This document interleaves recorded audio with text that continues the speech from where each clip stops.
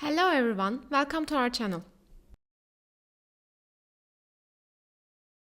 In this video, we will learn how to deploy your database schema.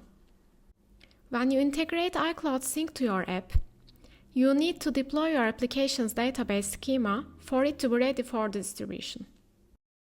You don't need to do this if your app only uses local storage to save data. If you fail to deploy your application schema, the app downloaded from the App Store won't work, unlike the version run from Xcode. So let's do it.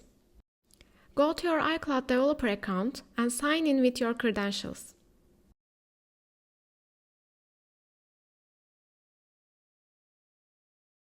Click CloudKit Database.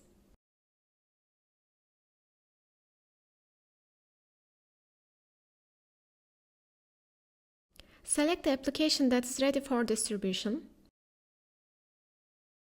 You'll notice that your application uses the development schema when tested on your devices. On the bottom left corner of the screen, you'll see the Deploy Schema Changes option. Click it. A screen will open showing the changes that you have made to your app schema.